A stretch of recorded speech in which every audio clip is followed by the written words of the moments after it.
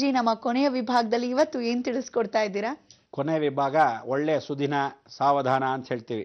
ಇಂಥ ಒಳ್ಳೆ ದಿವಸ ಪ್ರಳಯರುದ್ರ ಶಚನ ಮಹಾಯಾಗ ವಿಚಾರ ಹೇಳದೇ ಇದ್ರೆ ಪ್ರಯೋಜನವೇನೋ ಅಲ್ವೇ? ಜೀವಂತವಾಗಿರ್ತಕ್ಕಂಥ ಪ್ರತಿಯೊಬ್ಬ ಮನುಷ್ಯನ ಬಿಟ್ಟು ವಿಶೇಷವಾಗಿರ್ತಕ್ಕಂಥ ಅನುಗ್ರಹದಲ್ಲಿ ಯಾವ ಮನುಷ್ಯ ಸತ್ತೋಗಿರ್ತಾನೋ ಅವನು ಯಾವ ಕಾಲಕ್ಕೂ ಕರ್ಮಗಂಟನ್ನು ಕಟ್ಟಿಕೊಳ್ಳಕ್ಕಾಗಲ್ಲ. ಬದುಕಿರೋನು ಅಷ್ಟೂ ಜನ ಜೀವಂತವಾಗಿದ್ದೋವರೆಗೂ ಭಗವಂತನ ನಮ್ಮ ಕರ್ಮಗಳನ್ನು ಕಟ್ಕೊಳ್ಳೋಕ್ಕೆ, ಮೋಕ್ಷ ಲೋಕಕ್ಕೆ ಹೋಗೋಕ್ಕೆ ಸಾಧನೆ ಬೇಕು. ಆ ಸಾಧನೆ ಯಾವಾಗ ಅಂದರೆ ಭಗವಂತನ ಶರಣಾಗದಾಗ. ಪ್ರಳಯರುದ್ರ ಶನೇಶ್ಚರ ಮಹಾಯಾಗಕ್ಕೆ ತಮ್ಮೆಲ್ಲರಿಗೂ ವಿಶೇಷವಾಗಿ ಶಿವರಾತ್ರಿ ಎಂದು 1880 ವರ್ಷಕ್ಕೊಮ್ಮೆ ಬರ್ತಕ್ಕಂಥ ಈ ಒಂದು ಶಿವರಾತ್ರಿ ಎಂದು ಸೋಮವಾರದಂದು ವಿಶೇಷವಾಗಿ ಮಹಾಪ್ರದೋಷ, ಮಹಾಶಿವರಾತ್ರಿ, ಮಾಸ ಶಿವರಾತ್ರಿ ಎಂದೇ ಶನಿ ಜಯಂತಿ. ಶನೇಶ್ಚರನು ಯಮಧರ್ಮ ಸ್ವರೂಪದಲ್ಲಿ ಆ ಯಮಧರ್ಮರಾಜನ ಜೊತೆಗೆ ಛಾಯಾದೇವಿ ಅಮ್ಮ ಜಗನ್ಮಾತೆ ಸೂರ್ಯನ ಹತ್ರ ಹೊಟ್ಟೋಗಂಡು ಹೇಳಿ ಕಳಿಸುವ ದಿನ. ಅಂತಹ ದಿನದಲ್ಲಿ ನಿಮ್ಮೆಲ್ಲರಿಗೋಸ್ಕರ ವಿಶೇಷವಾಗಿರ್ತಕ್ಕಂಥ ಪ್ರತಿಯೊಬ್ಬ ಮನುಷ್ಯ, ರಾಜಕೀಯದಲ್ಲಿರೋನಾಗಲಿ, ರಾಜಕೀಯ ಮಾಡಬೇಕಂತಾನಾಗಲಿ, ಇಡೀ ಜೀವಮಾನ ಪೂರ್ತಿಯಾಗಿ ಸರ್ಕಾರ ಅಂತ ಗವರ್ನಮೆಂಟ್ ಯಾವ್ಯಾವ ಸರ್ಕಾರದಲ್ಲಿ ಕೆಲಸ ಮಾಡ್ತಿರೋ ಈ ಗವರ್ಮೆಂಟ್ ನಡೆಸೋದೇ ರವಿ ಮತ್ತು ಶನಿ. ಆ ರವಿ ಮತ್ತು ಶನಿಯ ಬಲ ಬೇಕು ಅಂದರೆ ಶನೇಶ್ಚರನ ಮಹಾಯಾಗಕ್ಕೆ ಎಲ್ಲರೂ ಪ್ರತ್ಯೇಕವಾಗಿ ಅನುಗ್ರಹವಾಗಿ ಪ್ರತಿಯೊಬ್ಬ ಮನುಷ್ಯ ಪಂಚೆ ಶಲ್ಯ ಉಟ್ಕೊಂಡು ಲಕ್ಷಣವಾಗಿ ಗೌರವವಾಗಿ ಮೊಬೈಲ್ ಎಲ್ಲ ಮನೇಲಿ ಬಿಸಾಕಿ, ಚಪ್ಪಲಿಗಳನ್ನ ಕಾರಲ್ಲಾದರೂ ಸರಿ ಮನೇಲಾದರೂ ಬಿಸಾಕ್ಬಿಟ್ಟು ಬರೀ ಪಾದದಲ್ಲಿ ಬಂದು ಯಾವ ಕಾಲ ಪ್ಯಾಂಟು ಶರ್ಟ್ ಹಾಕೊಂಡ್ರೋ ಚುಡಿದಾರ್ ಹಾಕೊಂಡಿರತಕ್ಕಂಥ ಹೆಣ್ಣು ಮಕ್ಕಳನ್ನ ಒಳಗಡೆ ಪ್ರವೇಶವಿಲ್ಲ. ಸೀರೆಗಳನ್ನ ಲಂಗಾದಾವಣಿಗಳನ್ನ ಹಾಕೊಳ್ತಕ್ಕಂಥ ಪ್ರತಿಯೊಬ್ಬ ಮನುಷ್ಯರು ತಮ್ಮ ಕರ್ಮಗಂಟೆಗಳನ್ನ ನೇಪ ಸ್ವರೂಪದಲ್ಲಿ ಆಂಜನೇಯ ಸ್ಮರಣೆ ಮಾಡ್ಕೊಳ್ತಕ್ಕಂಥ ಅವಕಾಶ. ಇಲ್ಲಿ ಮುತ್ತುರಾಯ ಸ್ವಾಮಿ ಅಂತ ಆಂಜನೇಯ, ಅವನ ಶರಣದಲ್ಲಿ ತಾರಾಮರ ಅಂತಕ್ಕಂಥ ಅಲ್ಲಿ ಛಾಯಾದೇವಿ ವಿರಾಜಮಾನವಾಗಿರ್ತಕ್ಕಂಥ ಇವಳಿಗೆ ನೀವು ಬರ್ತಾ ನೇರವಾಗಿ ರಸೀದಿಗಳಲ್ಲಿ ತಗೊಂಡು ವಿಶೇಷವಾಗಿ ಯಾರ್ಯಾರು ಗಂಟೆಗಳನ್ನು ಕಟ್ಟಿರೋ ಬರಕ್ಕಾಗೋದಿಲ್ಲ ಮತ್ತೆ ಒಂದ್ಸಲಿ ಮತ್ತೆ 2 ಸಲಿ ಅಂತಕ್ಕಂಥವ್ರಿದ್ದರೆ 31ನೇ ತಾರೀಕು ಕೊನೆಯ ದಿವಸ ಶ್ರೀ ಸಂಪೂರ್ಣ ವರಮಹಾಲಕ್ಷ್ಮಿ ಮಹಾಸಂಸ್ಥಾನದಲ್ಲಿ ಅಕಸ್ಮಾತ್ ಆಗದಿದ್ದಲ್ಲಿ ನೀವು ಅಲ್ಲೇ ನೇರವಾಗಿ ಗಂಟೆಗಳನ್ನು ತಂದ್ರೆ ಅಲ್ಲಿ ರಸೀದಿಗಳನ್ನು ಹಾಕಿ ರಸೀದಿಗಳನ್ನು ತಗೊಂಡೇ ನೀವು ಒಳಗಡೆ ಪ್ರವೇಶ ಮಾರ್ಗ ಬಂದು ಆ ಕರ್ಮಗಂಟನ್ನು ಹಾಕಬೇಕಾದ್ರೆ ಅಲ್ಲೇ ಕೂತಿರ್ತೀವಿ. ಮೈಕ್ ಮುಖಾಂತರ ಯಾರ್ಯಾರಿಗೆ ಕಷ್ಟ ಅವರವರ ಹೆಸರನ್ನ ಸಂಕಲ್ಪ ಮಾಡ್ಕೊಳ್ಳಿ. ಆ ವಿಚಾರ ಕಷ್ಟ ಏನಿದೆ ಅಂತ ಸಂಕಲ್ಪ ಮಾಡಿಕೊಂಡು ಭಗವಂತನ ಶರಣಾಗತ್ಯ ಆಗಿ ನೀವು ಪೂರ್ಣವಾಗಿ ನಿಮ್ಮ ಕರ್ಮಗಂಟನ್ನ ನೀವು ಅಕಸ್ಮಾತ್ ಒಬ್ಬೊಬ್ಬರೇ ಬಂದ್ರೆ ಬಹಳ ಸಂತೋಷ. ಇಲ್ಲ ನಿಮ್ಮೆಲ್ಲರ ಮನೆಯ ಪ್ರಕಾರವಾಗಿ ರೆಪ್ರೆಸೆಂಟೇಟಿವ್ ನಿಮ್ಮೆಲ್ಲರ ಗಂಟನ್ನು ತಗೊಂಡು ಒಬ್ಬನಾದ್ರೂ ಬರ್ತೀನಿ ಅಂದ್ರೆ ಸಂತೋಷ. ಮನೆಯವರನ್ನೆಲ್ಲ ಸ್ಮರಣೆ ಮಾಡಿಕೊಂಡು ಆ ಗಂಟನ್ನು ಅರ್ಪಿಸಬೇಕು. 16 ಅಡಿ ಆಳವಾಗಿ ಪಾತಾಳದಲ್ಲಿರತಕ್ಕಂಥ ಜಲತತ್ವದಲ್ಲಿ ಇಲ್ಲಿ ವಿಶೇಷವಾಗಿ ಸರ್ಪಕಾವತ್ತಿಗೂ ಇದೆ. ಯಾಕೆಂದ್ರೆ ಮೊನ್ನೆ ದಿವಸ ತಾನೇ ವಿಶೇಷವಾಗಿ ಗುದ್ಲಿ ಪೂಜೆಯನ್ನ ಮಾಡಿ ಆ ಹೋಮಕುಂಡ ಕಟ್ಟಬೇಕಾದ್ರೆ ಒಳಗಡೆ ಪಾತಾಳದಲ್ಲಿ ಇಷ್ಟು ಮಣ್ಣು ಒಳಭಾಗದಲ್ಲಿ ಒಂದು ಹುತ್ತ ಇದೆ ಅಂದ್ರೆ ಯಾವಾಗಲೂ ಆಶ್ಚರ್ಯ. ತಾವೆಲ್ಲ ಅಲ್ಲಿ ಬಂದು ವೀಕ್ಷಣೆ ಮಾಡ್ಬೋದು. ಸತ್ಯ ಅನ್ನೋದು ಇದಿಗೆ ಸಾಕ್ಷಿ ರೂಪ. ಅಲ್ಲಿ ಒಂದು ಪುಟಾಣಿ ಕೊಳ, ಆ ಕೊಳದ ಸುತ್ತಲೂ ಹಾವು ಸರ್ಪಯೋಗ. ಇವತ್ತಿಗೂ ಆ ಹೋಮಕುಂಡದಲ್ಲಿ ಯಾರ್ಯಾರು ಬಂದು ವಿಶೇಷವಾಗಿ ಕರ್ಮಗಂಟನ್ನು ಹಾಕ್ತೀರಾ, ಲೋಕ ರಕ್ಷಣೆಗೋಸ್ಕರ ಜಗನ್ಮಾತೆ ನಿಂತಿದ್ದಾಳೆ.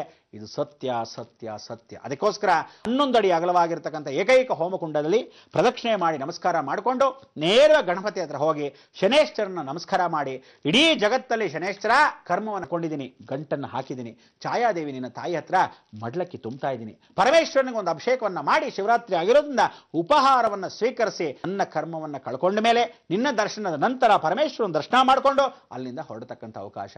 ಅದಕ್ಕೆ ರಾತ್ರಿ ಎಲ್ಲ ಇರತಕ್ಕಂಥವ್ರಿಗೆ ಶಿವತಾಶ್ರವಣ ಅಂತ ಕೇಳಿ ಕಥೆಗಳನ್ನು ಕೂಡ ವಿಶೇಷವಾಗಿ ಅಲ್ಲಿ ಇರ್ತಕ್ಕಂಥ ಹರಿಕಥಾ ಮಾಲೀಕ ಉತ್ತರ ಕರ್ನಾಟಕದಿಂದ, ರಾಯಚೂರಿಂದ ಬಹಳಷ್ಟು ಜನ ಬಂದಿರತಕ್ಕಂಥವ್ರು ಅಲ್ಲಿ ಬರ್ತಾರೆ. ಎಷ್ಟೋ ಜನ ಸೇವೆಗಳನ್ನು ಮಾಡ್ತಕ್ಕಂಥವ್ರು, ಸ್ವಯಾರ್ಜಿತ ಸೇವೆ ಅಂತ ಬಹಳ ಜನ ವಾಲಂಟಿಯರ್ಸ್ ಬರ್ತಾ ಇದ್ದಾರೆ. ನೀವೆಲ್ಲರೂ ಬಂದು ಏನು ಅಂದರೆ ಸ್ವಂತವಾಗಿ ಎಷ್ಟೋ ಜನ ಬಂದು ಅಲ್ಲಿ ಪಾನಕ, ಕೋಸಂಬರಿ, ನಿಮ್ಮ ಮನೇಲಿ ಮಾಡಿರ್ತಕ್ಕಂಥ ಅವಲಕ್ಕಿ ಯಾರಿಗಾದ್ರೂ ಹಂಚ್ತೀವಿ ಅಂದರೆ ಅನ್ನದ ಪದಾರ್ಥ ಬಿಟ್ಟು ಯಾವುದಾದ್ರೂ ಬಂದು ಸ್ವಯಂ ಕೃತಿಯಾಗಿ ಅನುಗ್ರಹ ಎಲ್ರಿಗೂ ಹಂಚ್ಬೋದು ಅಂತ ಈ ಮುಖಾಂತರ ತಿಳಿಸ್ತಾ ಇದ್ದೀನಿ. ಇಲ್ಲಿ ನೀವು ಬರ್ತಕ್ಕಂಥವ್ರು ಎಷ್ಟೋ ಜನ ಹೆಣ್ಣು ಮಕ್ಕಳು ಹೇಳ್ತಾರೆ, ನಾನು ಮದುವೆ ಆಗಕ್ಕೆ ಮೊದಲೇ ನನಗೆ ಗೊತ್ತಿಲ್ಲದೆ ಯಾವ ಕರ್ಮಕ್ಕೆ ಒಳಗಾಗಿ ಒಂದು ಹೆಣ್ಣು ಮಗು ಗಂಡ ಬಿಟ್ಟು ಹೊರಟೋಗಿದ್ದಾನೆ. ಆ ಗಂಡ ಬಿಟ್ಟು ಹೋಗಿದ್ರೆ ಅವನ ಗಂಟು ನಾನು ಕಟ್ಟಬೇಕಾ? ಖಂಡಿತ ಕಟ್ಟಬೇಕು. ಇವತ್ತು ಅವನು ಕಟ್ಟಿರೋನು ಹೊಟ್ಟೋದ ಮೇಲೆ ಒಬ್ಬ ಬಂದ್ಬಿಟ್ಟು ನಿನಗೋಸ್ಕರ ಒಂದು ಬ್ಯೂಟಿ ಪಾರ್ಲರ್ ನಡೆಸ್ಕೊಟ್ಟು ಅವನ್ನು ಇಟ್ಕೊಂಡಿದ್ದಾನೆ ಅಂದರೆ ಕಟ್ಕೊಳ್ಳದೆ ಅನ್ಅಫಿಷಿಯಲ್ ಆಗಿ ಇಟ್ಕೊಂಡಿದ್ರು ಸಹ ಇವನಿಗೂ ಕಟ್ಕೋಬೇಕು. ಅವನಿಗೂ ಕಟ್ಟಿದ್ರೆ ಇವನಿಗೂ ಒಂದು ಮಗು, ಅವನಿಗೂ ಒಂದು ಮಗು. ಆದ್ರಿಂದ ಇವಳಂತ ಹೆಣ್ಣು ಮಕ್ಕಳು ಯಾರಾದ್ರು ಇದ್ದ ಪಕ್ಷದಲ್ಲಿ ಆ 2 ಗಂಡಂದರಿಗೆ ಕರ್ಮವನ್ನ ಕಟ್ಕೋಬೇಕು. ಇಂಥ ಕರ್ಮ ನಿನ್ನ ಹೆಣ್ಗಳಿಗೆ ಬರಬಾರ್ದು. ಅದಕ್ಕೋಸ್ಕರ ಇಂಥ ಒಂದು ಕಾರ್ಯವನ್ನ ಯಾವ ಕಾಲಕ್ಕೂ ಪಾಪ ಕರ್ಮಗಳು ಗಂಡಸರೇ ಮಾಡ್ತಾರೆ ಅಂತಲ್ಲ, ಹೆಣ್ಣು ಮಕ್ಕಳು ಬಹಳಷ್ಟು ಜನ ಮಾಡ್ಕೊಂಡು ಬೆಂದಿದ್ದೀರಾ. ಎಷ್ಟೋ ಜನ ಗಂಡಸರು ಇವತ್ತಿನ ದಿವಸ ನಿಮಗೆ ಗೊತ್ತಿಲ್ಲದೆ ಮಾಡಿರ್ತಕ್ಕಂಥ ತಪ್ಪೇನು ಅಂದ್ರೆ ತಾಯಿನೂ ಮದುವೆ ಆಗಿ ಹೆಂಡತಿನೂ ಮದುವೆ ಆಗಿರ್ತಕ್ಕಂಥವಳು ತಾಯಿನೂ ಮದುವೆ ಆಗಿ ಇಟ್ಕೊಂಡಿರೋದು. ಅದಾದ ಮೇಲೆ ತಾಯಿ ತಂಗಿನ ಅಂತಕ್ಕಂಥದ್ದು ವಿಶೇಷವಾಗಿ ಅವ್ರನ್ನೂ ಪ್ರೀತಿಸಿ ಹೆಣ್ಣು ಮಕ್ಕಳು ಹುಟ್ಟಿರ್ತಕ್ಕಂಥ ಅಂದ್ರೆ ವೀರಬ್ರಹ್ಮೇಂದ್ರ ಸ್ವಾಮಿ ಚರಿತ್ರೆಯಲ್ಲಿ ಬರೆದಿತ್ತು. ತಾಯಿ ಮಗನಿಗೆ ಸಂಬಂಧಗಳೇ ಇಲ್ಲದಿದ್ದ ಹಾಗೆ ವ್ಯವಹಾರ ಅವ್ಯವಹಾರಗಳಾಗತ್ತೆ, ಅವರಿಗೆ ಸಂತಾನ ಹುಟ್ಟುತ್ತಾರೆ ಅನ್ನೋ ಸತ್ಯ ಇವತ್ತು ನಾನು 2 ಕುಂಭಗಳ ದರ್ಶನವನ್ನ ನನ್ನ ಆಶ್ರಮಕ್ಕೆ ಸ್ವತಃ ಬಂದಿದ್ರು. ಎಂಥ ಕರ್ಮರಿ ಅವರು ಕೂಡ ಕ್ಷಮಿಸಿ ಗುರುಗಳೇ ಕ್ಷಮಿಸಿ ಅಂದ್ರು. ನಾನು ಕ್ಷಮಿಸಕ್ಕೆ ಸಾಧ್ಯ ಇಲ್ಲ, ನಾನು ದೇವರಲ್ಲ. ಆದರೆ ನಿಮ್ಮ ಕರ್ಮಗಳನ್ನ ಪರಮಾತ್ಮ ಹತ್ರ ಪ್ರಾರ್ಥನೆ ಮಾಡ್ಕೊಂಡ್ರೆ ಖಂಡಿತ ಎಲ್ಲೋ ಕ್ಷಮಿಸ್ಬೋದೇನೋ ಭಗವಂತ ಅಂತ ಹೇಳಿ ಅವರು ಯಾರಿಗೂ ಗೊತ್ತಿಲ್ಲದೆ ಗುಪ್ತವಾಗಿ ಬಂದು ನಮಸ್ಕಾರ ಮಾಡಿ, ವಿಚಾರ ಯಾರಿಗೂ ಹೇಳದೆ ನಾ ಆಶೀರ್ವಾದ ಮಾಡಿ ಹೋಗಿ ಶನೇಶ್ವರನಿಗೆ ಸ್ಮರಣೆ ಮಾಡ್ಕೊಳ್ಳಿ, ಯಾವ ಜನ್ಮದ ಕರ್ಮವೋ ಅದಕ್ಕೆ ಕಳ್ಕೊಳ್ಳಿ ಅಂತ ಹೇಳಿ ಅವ್ರನ್ನ ಕಳಿಸ್ಕೊಟ್ಟೆ. ರಾಜಕೀಯದಿಂದ ಎಲ್ಲರಿಗೂ ಘೋಷಣೆ ಏನು ಅಂದರೆ, ಯಾರ್ಯಾರು ಯತಿವರ್ಗರಿದ್ದೀರಾ, ಎಲ್ಲೆಲ್ಲಿ ಋಷಿ ಮುನಿಗಳಿದ್ದೀರಾ, ಯಾರ್ಯಾರು ಗುರುಗಳಿದ್ದೀರಾ, ಯಾರ್ಯಾರು ಸಾಧು ಸಂತರಿದ್ದೀರಾ, ಎಲ್ಲ ಸನ್ಯಾಸಿಗಳಾಗೋದೇನಕ್ಕೆ ಅಂದರೆ ಶನಿ ಮುಖಾಂತರ.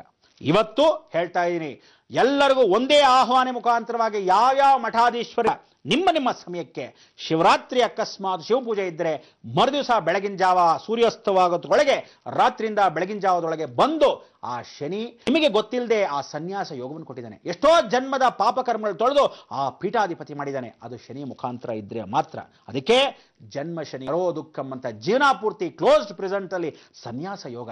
ಆ ಸನ್ಯಾಸ ಯೋಗಕ್ಕೆ ಕರ್ಮಗಳು ಗೊತ್ತಿದ್ದೋ ಗೊತ್ತಿಲ್ಲದೇನೋ ಮಾಡಿದ್ರೆ ದಯವಿಟ್ಟು ಬಂದು ಕ್ಷಮಿಸು. ಶನೇಶ್ವರನಲ್ಲಿ ಈಶ್ವರನಿಗೆ ಅಭಿಷೇಕ ಮಾಡಿ ಹೋಗಿ ನಿಮ್ಮನ್ನ ದರ್ಶನ ಮಾಡಿ ಸಾಧು ಸಂತರಾಗಿರ್ತಕ್ಕಂಥ ಈ ಭಾರತ ದೇಶದ ಪುಣ್ಯಭೂಮಿ ನಿಮ್ಮೆಲ್ಲರಿಗೂ ರಕ್ಷಣೆ ಮಾಡಲಿ ಅಂತ ಆ ಜನಕ್ಕೆ ನಿಮ್ಮೆಲ್ಲರ ಆಶೀರ್ವಾದ ಆಗತ್ತೆ. ಅದಕ್ಕೆ ಜಗದ್ಗುರುಗಳಾಗಿರ್ತಕ್ಕಂಥವ್ರು ಯಾರ್ಯಾರು ಮಠಾಧೀಶ್ವರ ಇದ್ರು ಸ್ವಯಂ ಸಿದ್ಧಿಯಾಗಿ ನಿಮ್ಮ ಮನಸ್ಫೂರ್ತಿಯಾಗಿ ಬಂದು ಆ ದೇವರಿಗೆ ಶರಣು ಅಂತ ಹೇಳಿ ಈ ಹುಣ್ಣಿಮೆಯೆಂದು ನಿಮಗೆ ಘಂಟಾರೋಷವಾಗಿ ಹೇಳ್ತಾ ಇರ್ತಕ್ಕಂಥ ವಿಚಾರ. ಸೋಮವಾರದಂದು ಪರಮೇಶ್ವರನ ಮೇಲೆ ಆಣೆ ಮಾಡಿ ಹೇಳ್ತಾ ಇದ್ದೀನಿ, ಲೋಕ ರಕ್ಷಣೆಗೆ ಮಾಡ್ತಾ ಇರ್ತಕ್ಕ ಕಲಿಯುಗದ ಕೊನೆಯ ಯಾಗ. ಅದಾದ ನಂತರ ಎಲ್ಲರ ಕರ್ಮ ಅವರವರದೇ. ಅದಕ್ಕೋಸ್ಕರ ಇಂಥ ಒಂದು ರೂಢಿಯಲ್ಲಿರ್ತಕ್ಕಂಥ ಪ್ರತಿಯೊಬ್ಬ ಮನುಷ್ಯ ದಯವಿಟ್ಟು ಕ್ಷಮಾಲೋಚನೆಯನ್ನ ಬೇಡ್ಕೊಳ್ತಕ್ಕಂಥದ್ದು ಏನಾದರೂ ಇದ್ರೆ ಭಗವಂತನಲ್ಲಿ ಸ್ಮರಣೆ ಮಾಡ್ಕೊಳ್ಳಿ. ಪ್ರಾಯಶ್ಚಿತ್ತವನ್ನು ಪಡಬೇಕಾದ್ರೆ ಸ್ಮರಣೆ ಮಾಡ್ಕೊಳ್ಳಿ. ಲೋಕಾರೂಢಿಯಾಗಿರ್ತಕ್ಕಂಥ ನಾವು ಪ್ರತಿದಿನ ಮಾತನ್ನ ಹೇಳತಕ್ಕಂಥದ್ದು ಇವತ್ತು ಹೇಳಬೇಕಾಗಿದೆ. ಏನ್ ಹೇಳಿ? ಲೋಕ ಸಮಸ್ತ ಸುಖಿನೋ ಭವಂತು, ಸನ್ಮಂಗಳಾನಿ ಭವಂತು. ಗುರುಜಿ, ನಿಜಕ್ಕೂ ಕಲಿಯುಗ ಎಂತಹ ಕಠೋರವಾದದ್ದು. ನಾವು ಕರ್ಮವನ್ನ ಕಳ್ಳಕ್ಕೆ ಇದೇ ಒಂದು ಕೊನೆಯ ಅವಕಾಶ, ಖಂಡಿತ ಬನ್ನಿ ಅಂತ ಎಲ್ಲರಿಗೂ ವಾಹಿನಿಯ ಮುಖೇನವೇ ಮುಕ್ತವಾಗಿ ಒಂದು ಸ್ವಾಗತವನ್ನ ಕೋರಿದ್ದೀರಾ. ನಮ್ಮ ಈ ಕಾರ್ಯಕ್ರಮಕ್ಕೆ ಆಗಮಿಸಿ ಇವಷ್ಟು ಬಹಳಾನೇ ವಿಶೇಷವಾದ ಬನ ಜಯಂತಿ ಅಂತ ಹೇಳಿದ್ರಿ, ಬನ ಹುಣ್ಣಿಮೆ ಅಂತ ಹೇಳಿದ್ರಿ. ಹಾಗಾಗಿ ಸಾಕಷ್ಟು ದೃಶ್ಯಾವಳಿಗಳನ್ನ ಕೂಡ ತೋರಿದಿರಾ. ನಮ್ಮ ಈ ಕಾರ್ಯಕ್ರಮಕ್ಕೆ ಹೀಗೆ ನೀವು ಆಗಮಿಸ್ತಾ ಇರಬೇಕು, ಒಳ್ಳೆಯ ವಿಚಾರಗಳನ್ನ ನಮಗ್ ತಿಳಿಸ್ತಾ ಇರಬೇಕು ಅಂತ ಹೇಳ್ತಾ ನಮಸ್ಕಾರ. ನಮಸ್ಕಾರ ವೀಕ್ಷಕರೇ, ಸರಿ ಹೊರಡ್ತಾ ಇದೀವಿ. ಮತ್ತೆ ನಾಳೆ ಸರಿಯಾಗಿ 9 ಗಂಟೆಗೆ ಬೃಹತ್ ಬ್ರಹ್ಮಾಂಡ ಕಾರ್ಯಕ್ರಮದಲ್ಲಿ ನಿಮ್ಮ ಭೇಟಿ. ಹೋಗ್ಬರೋದಾ? ನಮಸ್ಕಾರ. ಜೈ ಬನಶಂಕರಿ, ಜೈ ಬನಶಂಕರಿ.